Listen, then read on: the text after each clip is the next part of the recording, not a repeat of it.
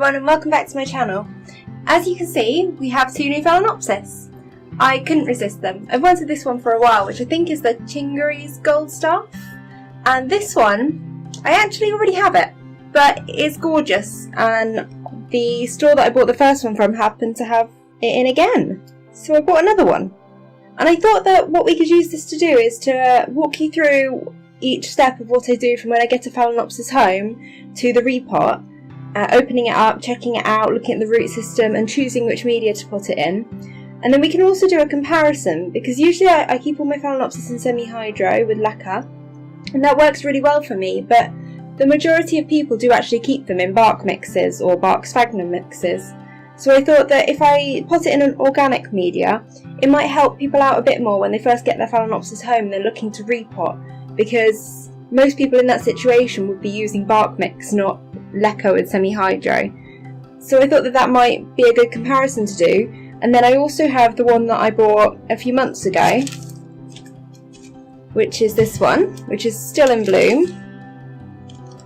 And I've got this one potted in semi-hydro with LECA, and I can put this one in an organic mix, and then we can see as a comparison how they do in my environment. For the most part I use the LECA because it's easy, they grow really well in it, and it requires really minimal maintenance, and it's never going to break down, so you never have to worry about the media acidifying and repotting every year or 2 years.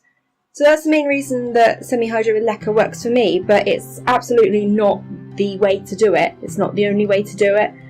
Everything is dependent on your environment and your availability for the orchid, how much you like to water, what the orchid needs in your environment. There's so many variables that there's no one solution to how you keep an orchid. So I thought this way we can compare in my environment what works best. If both work exactly the same, probably we'll stick with semi-hydro, but it's worth noting that that's not the only way to do it. So let's get these unpackaged. Literally just brought them home, and then we'll start on the repot. Now, another reason that I thought this would be a good idea to do with these particular orchids is I remember last time I got my first one, it was potted in this sleeve with compacted sphagnum moss that the nurseries use, and I had a couple of questions recently about people who'd got their orchids home and they were in these, and they were kind of a little bit confused as to what to do with them, and the sphagnum moss is packed so tightly it's really not a suitable long-term solution for your orchid at home. So I thought it would be a good opportunity to discuss that a little bit and show you how much is in there, because there's going to be a huge amount of sphagnum moss packed very tightly in there, and why that's a bad thing compared to the light fluffy sphagnum moss that we use normally. So let's see if I can get these out of their pots.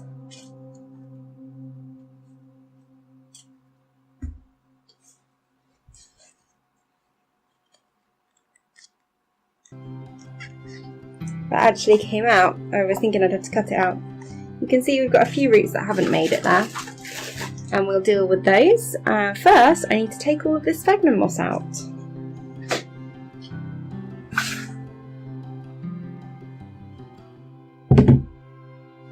So we've also got some webbing around the root system. Now, quite often this is just a spider, but there's always that possibility that it's spider mites. However, if we're spraying down the root system with hydrogen peroxide and giving the plant a wash off afterwards, that's usually enough to deal with any spider mites that we might have. As if they're the normal type of spider mites, they will literally just wash off. Can't see any other signs of pests.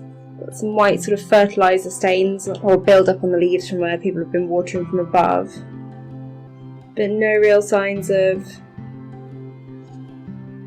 trying to figure out whether it's spiders or spider mites. Anyway, we'll deal with it whatever it is.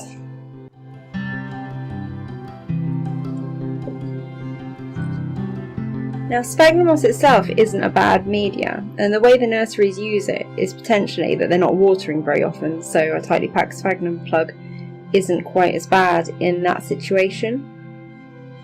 But where we get it into the home, it just stays damp for far too long. See how much sphagnum there is in this. It's so tight. But you can see that the roots actually aren't doing too badly, despite this. There's probably going to be some in the middle that have died. But sphagnum itself doesn't kill roots. And even it being this tightly packed, for a short term, this isn't going to kill roots. It's how it works in our environment that's the issue. And this doesn't work in a home. This is a lot of moss.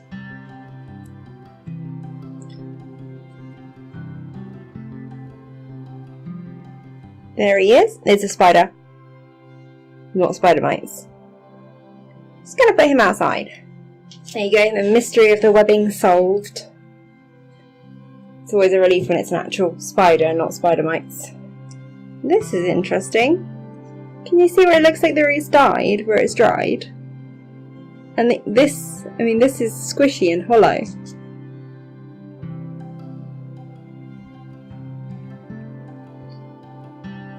But then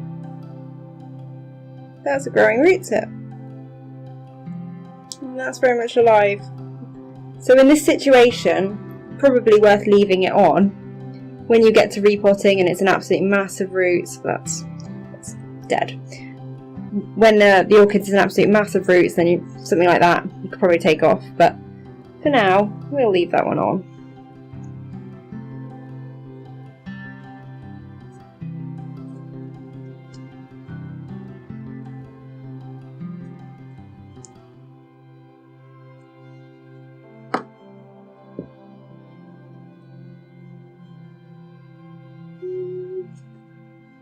So much moss.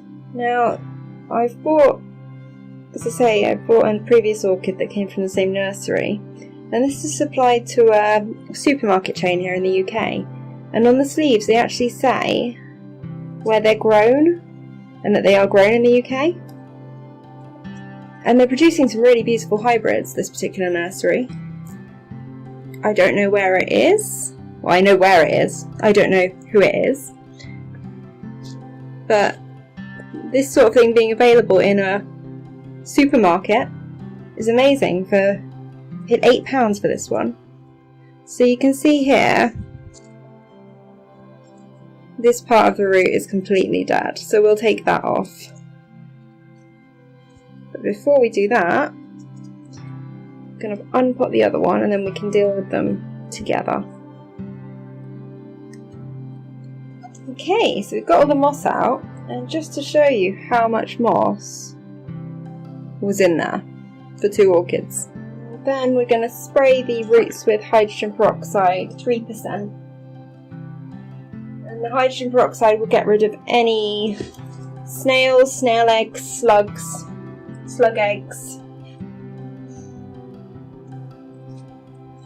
that sort of thing. It also cleans the root system.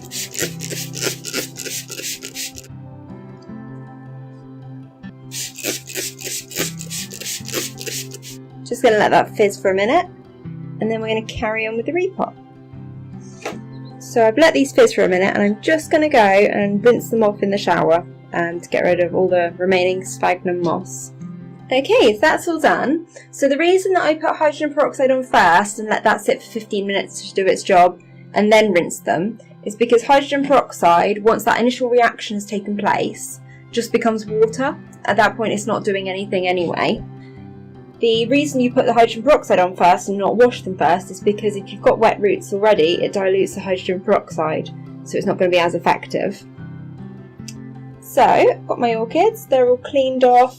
I've rinsed them off in the shower and rinsed in between the leaves as well, just in case. I like to do this mainly to just get rid of any spiders, spider webs. If there's spider mites on it, that would also be rinsed off by the showering. And I'll make sure I put these in front of a fan to dry off. Now we're going to have a look at the roots and cut off any dead roots.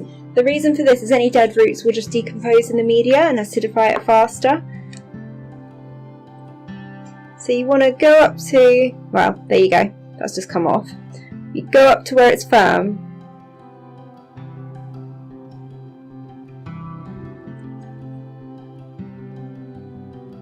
don't want to cut into firm tissue. Just want to take it off just where it's, well, usually if you pull on the volumen, it'll just come right off. Now these scissors are already sterilised with rubbing alcohol.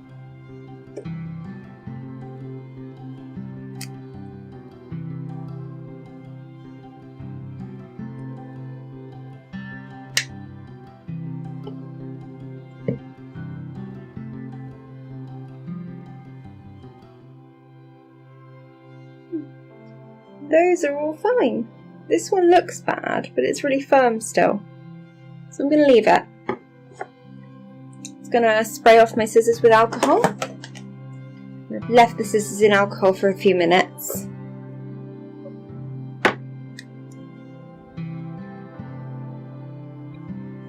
So this is firm up to about here, and now that's squishy. So we're going to cut just below where it's firm, so we're not cutting into the healthy tissue, because then you're just creating an open wound.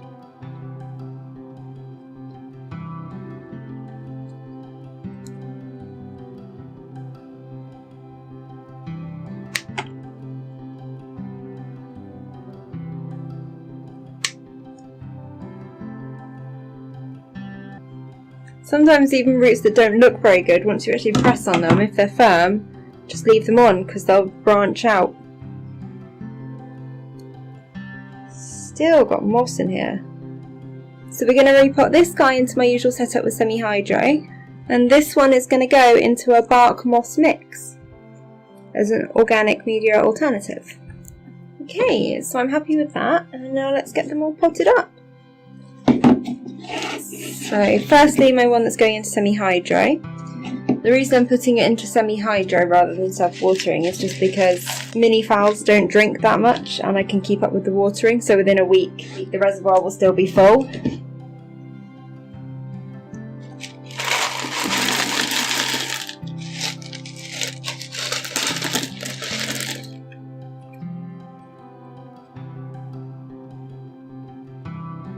Okay, and the next one we're going to put into a mixture of bark and sphagnum moss. So in this I've mixed Orchiata bark, LECA, perlite and sphagnum.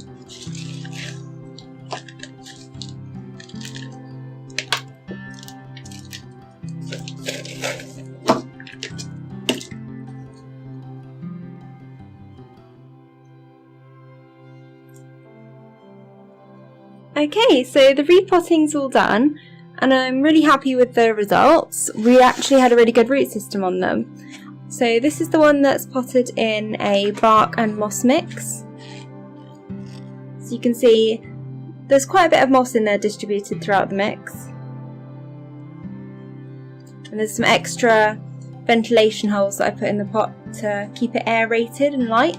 But you can see that the bark and the LECA and perlite in the mix are creating quite a lot of aeration there, so I don't think we'll have any issues. And obviously this orchid was already adapted to a very compacted moss mix.